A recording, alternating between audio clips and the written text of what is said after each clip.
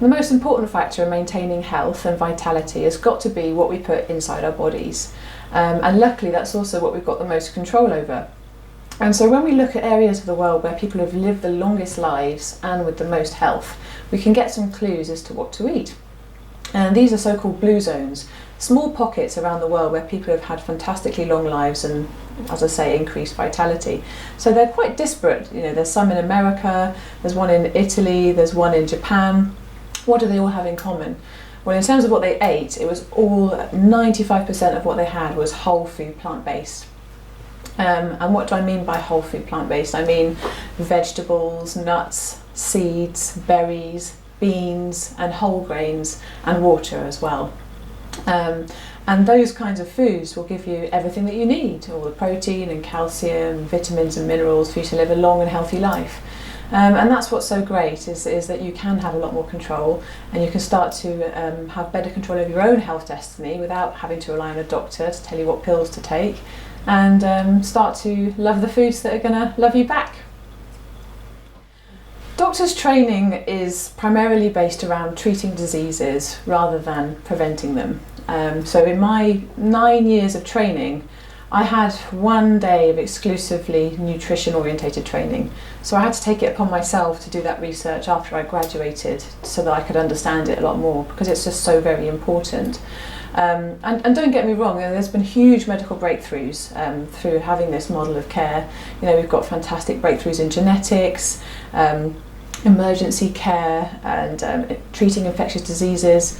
And of course that means that now, rather than us dying of infectious diseases like we did 100 years ago, the modern sort of health epidemic is really chronic disease, and specifically things like heart disease and cancer are number 1 and number 2 killers. And so although that seems quite depressing to think about, we've got fantastic opportunities now to control that and to improve that through our lifestyle. My journey to plant-based eating had a lot of roads that all came together at a similar time. For a long time I was getting quite frustrated with my care for patients, wonderful people with a lot of chronic disease, and I felt that what I was doing was giving them medications to control their life-limiting diseases until they died. And I was feeling quite low about that and wanted to try and change it, but so that was in the back of my mind. Secondly, my personal history. I have a personal history of obesity. So when I was a lot younger, I was clinically obese. I had a BMI in the obese range, and I loved eating foods that were not good for me. I loved meat. Steak was my favourite meal. Burgers were my favourite. You know, I had eggs, I had dairy, I had desserts, chocolates, and that was how I lived. And I knew at the back of my mind that something needed to change, and I wasn't feeling the health that I wanted to feel. And thirdly, my family history as well. So on my mother's side, I've got a family history of cancer. On my father's side, I've got a family history of sudden cardiac death from heart disease.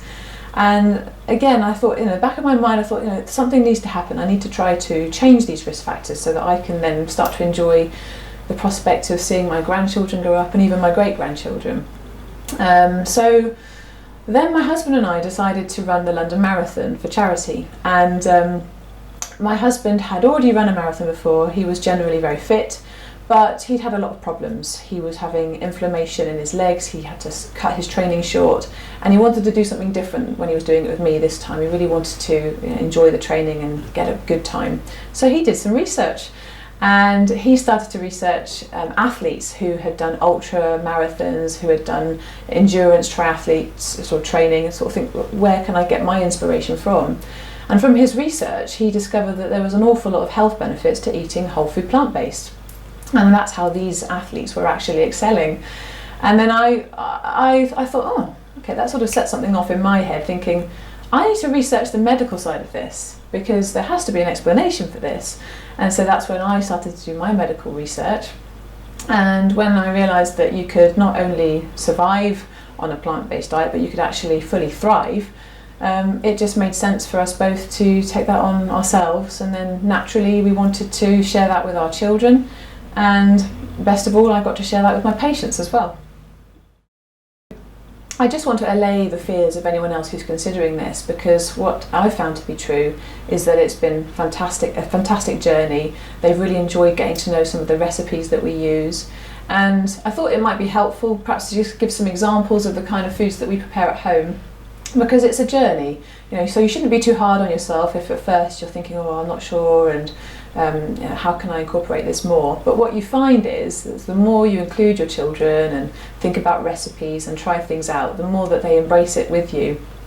So as examples, for breakfast, for example, the boys love their dad's homemade pancakes. So he will make a healthy vegan pancake with oats and a nut milk. He uses bananas. I can't remember the exact ratios, but I'm sure I can post that on Instagram if anyone's interested. And he makes enough for leftovers so they can have it another day. We have porridge. Porridge is a big staple. So porridge or oatmeal, you basically mix that with a nut milk or a soy milk. You add in your fresh berries. It's a great way to get some sneaky nuts and seeds into their diet as well. I really recommend chia seeds and also flax seeds. You can mix them in with the porridge. You get a lovely breakfast, maybe a bit of cacao powder or cocoa powder to make it chocolate porridge. And they love it. And if they're really stuck on sugary cereals and you're getting to a phase where you're trying to transition them into a more healthy way of eating, you can buy the more healthy gluten-free or vegan cereal options, as long as you're having them with either a nut milk or a soy milk or an oat milk or a rice milk, and again really with those fresh fruits and fresh vegetables, they'll be set up for the day. And then things like snacks, nuts, seeds, fruits, I give them dips like hummus and baba ganoush, and they love having their carrot sticks, cucumber sticks, radish sticks, celery sticks, so that's another popular choice. And dinner options as well. So we make a lentil bolognese. They like my mild chickpea curry. They like a 3-bean chili, although not too hot for them. They don't like so much of the spice. So yeah, there's loads of options. We've got a few rolling meals that they really love eating. Most important thing is just to get started with it, experiment with it, and you should come up with things that your family enjoys and that you enjoy as well. And what's so great about that is that you can feel so good, because not only are you helping them to reduce their risk of things like allergies and recurrent infections in the short term, in the long term, you're helping them reduce their risk of heart disease and cancer too. So, it's really positive. Well, for me and my family, I've really noticed some huge benefits. So with my husband's marathon training, he had a lot of inflammation in his legs, and it actually cut his training short by 4 full months. He couldn't run in the lead up to his first marathon because of all the pain that he was in. So second time round, when he took on the whole food plant-based diet, he was running amazingly. He would do 80 kilometres a week. He would have very short recovery times. He had no injuries at all, and he really felt the vitality benefits of that. For me personally, I had struggled to maintain a healthy weight. Back when I was in my 20s, my late 20s, I managed to get down to an ideal weight. I was exercising regularly, but I had to have portion control. I was sometimes calorie counting to help me, and it was a lot of effort. Whereas now with my whole food plant-based diet, what's great about it is that I can eat as much as I need to eat to sustain me. I can fill up, and I don't have to worry about portion sizes. I don't have to worry about calories. I can eat what I need to fuel my body and feel good. So I've really noticed the benefits from that. And for my children, my oldest son, he is 6, nearly 7. He's had 1 fever in his whole life. My youngest son, he's remained exceptionally well as well. And neither of them have ever needed a course of antibiotics, thank goodness. And I do take from that there's an awful lot of health benefits from what we're giving them to eat as well. So the plant-based diet is really great for health, but not a lot of medical institutions promote it. I think when you were in the 1950s and you went to your doctor, they weren't going to tell you to stop smoking in between puffs on their own cigarette. And I think similarly today, most doctors won't tell you to give up meat, dairy and eggs because they're still eating these things. And my hope is that in the years to come, with the increased knowledge that we have, that more and more medical professionals will start to include the plant-based diet within their recommendations. I mean, the meat, dairy and egg industry have paid for many articles and research to help promote what they sell. And I think that may also be another factor in sowing confusion among people, because when people are confused, they tend to be inactive. They shrink back to what they know, and they'll say things like everything in moderation. And I think that kind of confusion is a big stumbling block for people. For example, I think not many people know that the World Health Organization has actually classed processed meats as a class 1 carcinogen, which means that we know for a fact, based on all the research done over the last few decades, that processed meats are cancer causing, in the same category as cigarette smoke and asbestos exposure, for example. So much as we wouldn't expose our children to cigarette smoke nowadays, and we wouldn't expose them to asbestos, we would also not really want to expose them to processed meats either. So things like hot dogs, takeaway burgers, chorizo, salami, ham, chicken nuggets, like all these kinds of foods are within that category of processed meats. Fortunately, there is some light at the end of the tunnel though, with clarity on what's an ideal diet. Dr. David Katz at Yale got together all the world's most preeminent nutritionists, and he said, look, let's come up with a general consensus on what we can all agree is a healthful diet for people. And he set up what's known as the True Health Initiative. And there are, as I say, the world's best nutritionists. They all came together, and be they paleo advocates, be they keto, be they whole food plant-based vegan, what they all said was the cornerstone of a healthy diet was vegetables, beans, greens and grains and water. And I think that's the real focus of what we've got to get back to here. Although there may be some small differences in opinion among certain nutritionists, this is what they can all agree on. And I think that if you look at the paleo plate versus the whole food plant-based plate, they have an awful lot more in common with each other than they do with a standard Western diet plate. And again, I think that's an important point to make. From my perspective, looking at the data and the years of scientific research, the whole food plant-based diet is the only way of eating that has been proven to actually reverse cardiovascular disease, heart disease in patients. And so, given that that's our #1 killer, it makes sense to me that that should really be the main focus or the default diet until proven otherwise. The plant-based diet is amazing for health. If you look at the top 15 causes of death, a plant-based diet can help to either improve, arrest, or even in some cases reverse 14 of the top 15 causes of death. Now, the only cause of death that it doesn't have any influence over is an accidental death, like a car crash. So I can absolutely say that yes, if you have a whole food plant-based diet, you will definitely improve your chances of suffering from certain chronic diseases. So using myself as the first patient to talk about, back in my 20s I decided to take hold of my health destiny myself and thought, I'm a doctor, I need to practice what I preach. So I got fit, I got healthy, I got my BMI into the normal range. I was exercising for about an hour every single day. I was eating what I thought was a very healthy diet, which included animal products like meat, dairy and eggs in small amounts. And I thought, great, I'm at my peak physical condition. I'm in my 20s. I'm going to check my cholesterol. I checked my cholesterol, and in the UK, just to give you an idea of what the ranges are, optimal cholesterol should be between 3 and 4. We don't really worry when it's less than 5. Anything above that is considered to be too high. So I checked my cholesterol was 6, and I thought, okay, well, I can't do anything about it. It's my genes. My father's side, there's been cardiac death. I've done everything I can. I'm fit, I'm healthy, I'm young. This is as good as it gets for me. So when I discovered the benefits of whole food plant-based eating, I thought, okay, hang on a minute, maybe I could do something more to help improve my health. So, we're talking nearly 10 years later. I don't have the time to do as much exercise, so I exercise less than half the amount that I used to. I rechecked my cholesterol after just 1 month of eating a whole food plant-based diet.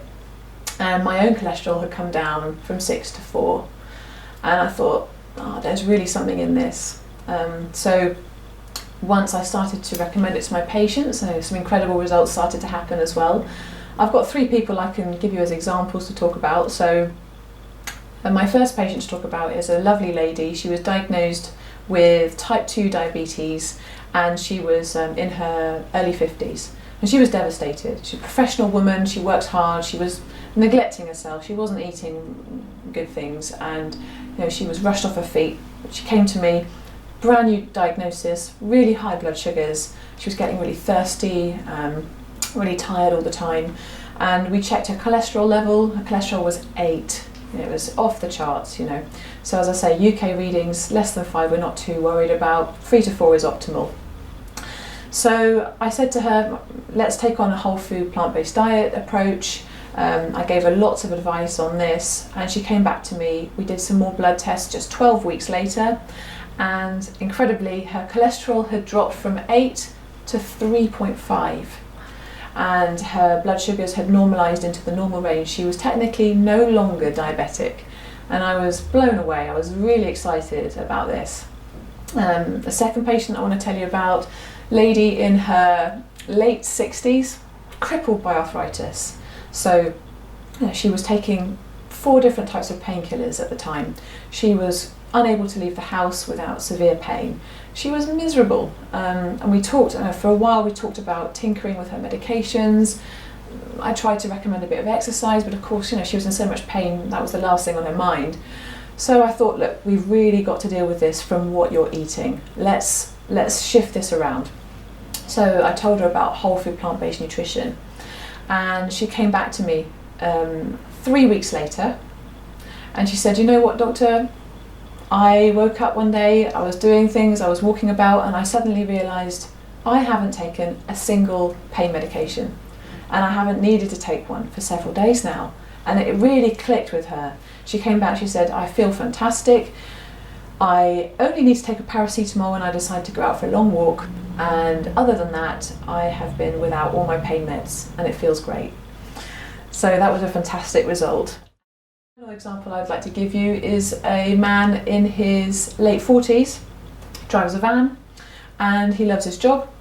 He turned up to work one day, they were checking people's blood pressures. His blood pressure was sky high, well over 180, over 100.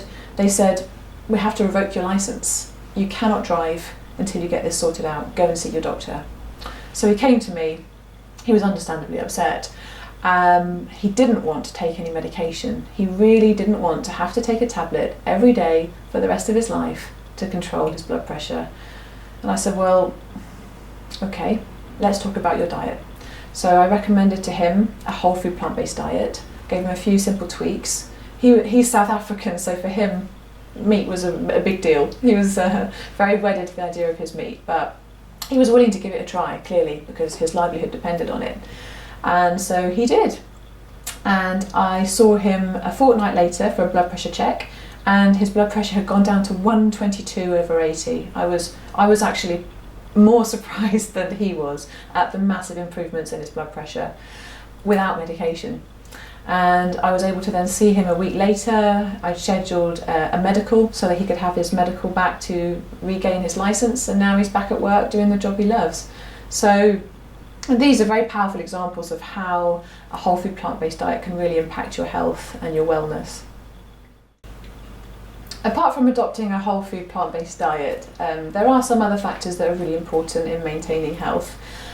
If we again go back to the blue zones, these are the small pockets of the world where you've got the longest living and the most vitality of these people. There are other patterns that they have in common as well. So even though they're very different cultures, another thing that they consistently had in common was emotional connections with people. So they had a good social support network, they had close family links, and generally I think emotional health is another cornerstone to overall health. It's so important. The other thing that they had in common was that they exercised. They kept physically active from a young age and all the way through up until their dotage. And I think that's vital based on the research available. That's something that we can see makes a big impact on lifespan and health. And looking again at the data, sleep.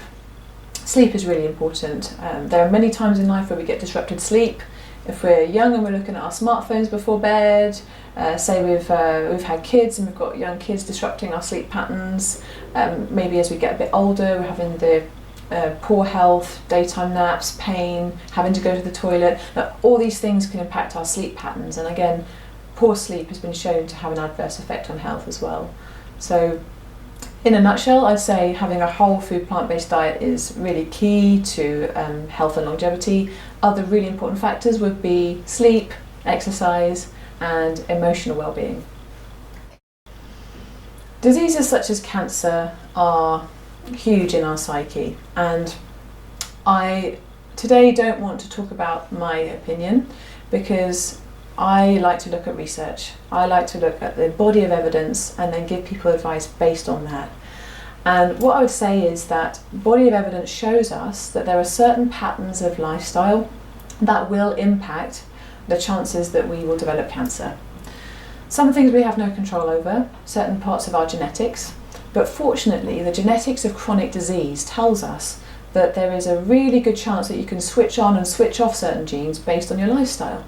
So certain genes you can't change, things like hair colour, for example, and certain aspects of your bone structure, it's not things you can do anything about.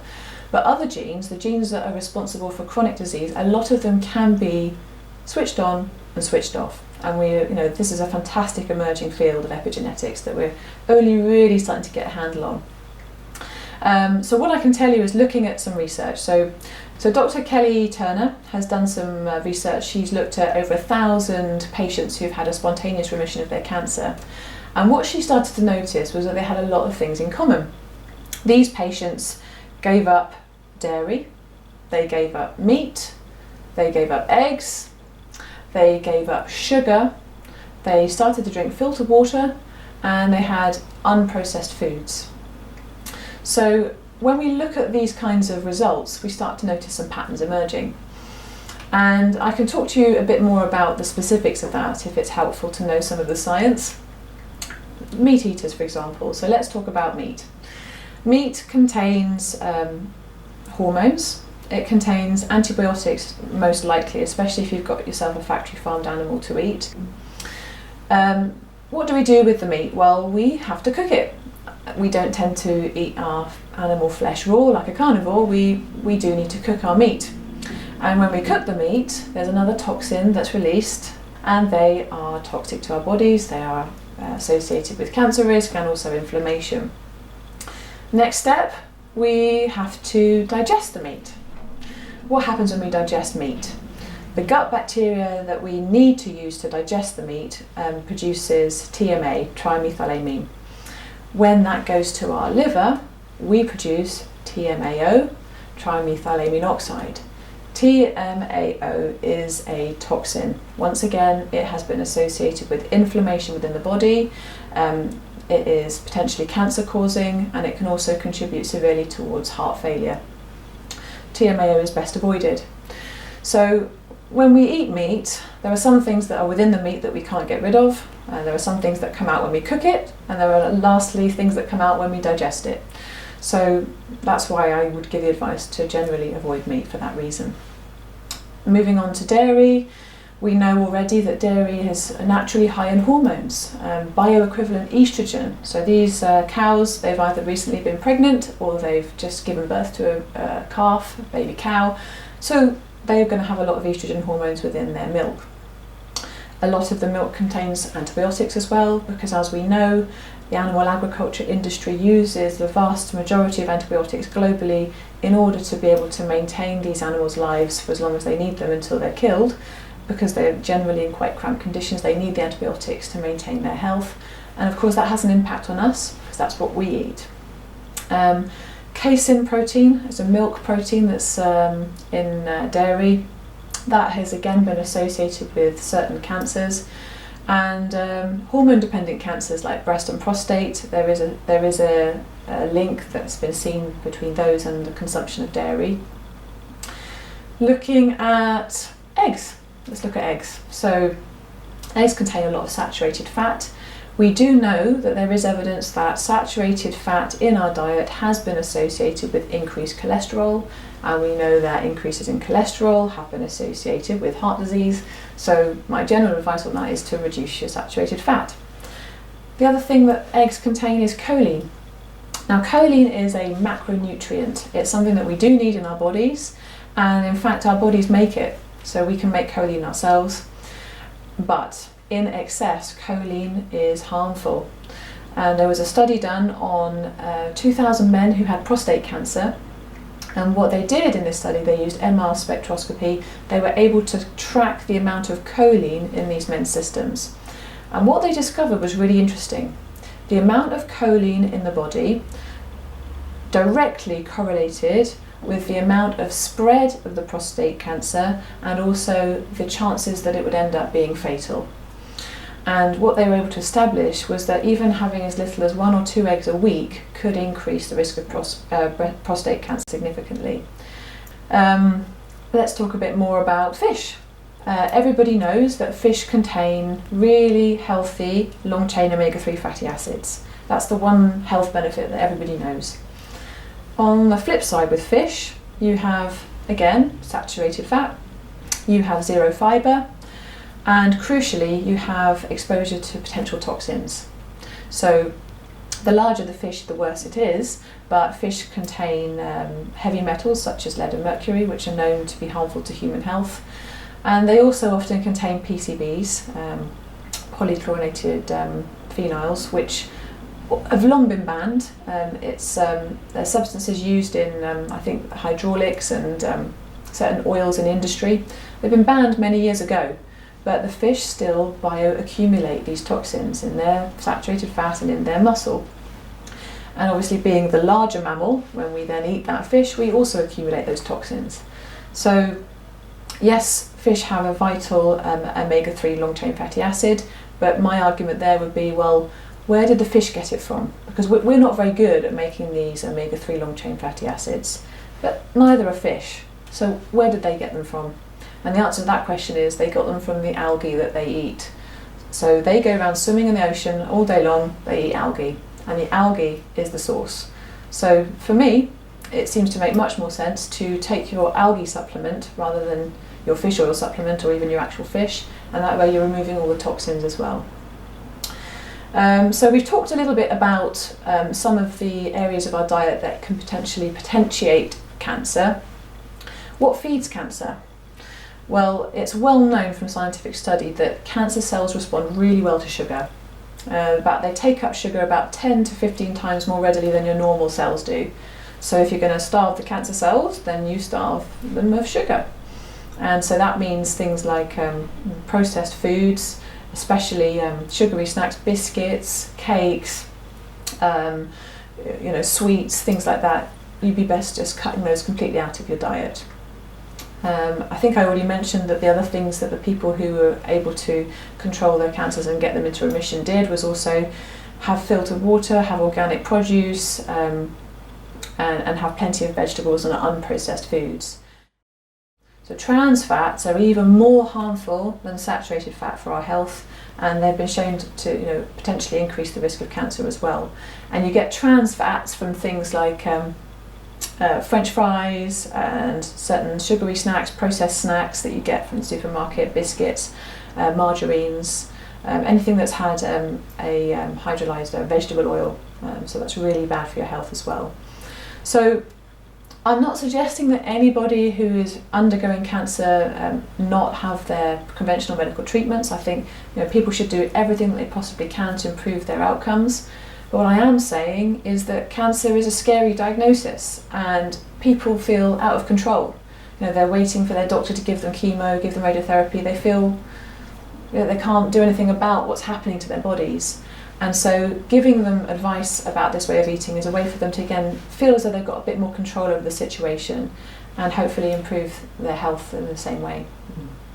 The fortunate thing is there are now so many resources available to people if they want to embark on this way of eating. Even looking back 2 years compared to now, there's been an explosion in the amount of things that you can find if you know where to look. So firstly, I'd suggest have a look online. If you go onto YouTube, just type in whole food plant-based recipes, you'll get loads of things coming up. Bosch, Mindful Chef, Easy Vegan. There's all sorts of things that you can look at online to really inspire you and get some recipes going. Secondly, I'd suggest maybe getting a book, something that you can refer to every day that will improve your health. The How Not to Die cookbook is a good one. It's got loads of fantastic recipes in it. Or you could find maybe some celebrity chefs that you like that are doing some good vegan recipes, like Jamie Oliver, for example. If you're UK based, you've even got fantastic whole food plant-based recipes on supermarket websites. So there's a huge array you can find. Thirdly, eating out. I think eating out has historically sometimes been difficult. And nowadays what's great is that you can use your technology, you can download a smartphone app and you can start to look up, well, which are the veg and vegan friendly options out there, and you'd be surprised. You can even ask for a vegan menu now in a lot of places and they will have one to show you. So there really is a huge amount of information and resources available if you just have a look and find them yourself. You can take charge of your health destiny, take charge of your diet, and as I say, learn to love the foods that are going to love you back. And I think the key to it is to be easy on yourself. Think, okay, well, I need to educate myself first of all, and there are plenty of resources available to do that online. And once you've educated yourself as to the benefits, then start trying out new recipes. Have fun with it. Make it something that actually gives you a lot of fun. A healthy diet is fun, and healthier people have more fun. So just really enjoy that process of learning more about it. You might have to go down a different aisle in your shop and supermarket, maybe pick some more fresh, healthy options. And while you're there, I'd recommend that you get yourself a B12 supplement, you get yourself an algae supplement and a vitamin D supplement. And I think everybody needs to think about B12 supplementation and vitamin D, and obviously the algae rather than the fish oils. And yeah, just really start to have fun with it, and you'll soon start to notice that your body's going to change. It might feel strange at first, but once your gut microbiome is used to all the digestion of the new food types, you'll start to hopefully feel a lot more vitality, especially if you're already unwell. And you'll start to realise, in fact, how easy it is and how much fun it is. And then your body will then be your guide, and you'll hopefully carry on eating a healthy way.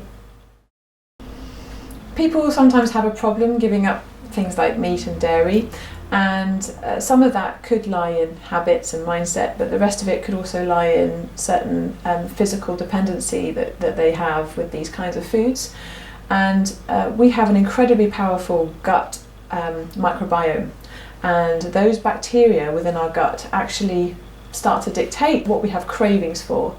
What's interesting is 1 out of every 10 cells in our body are actually human, and the rest of them are either bacterial derived or bacteria within our gut.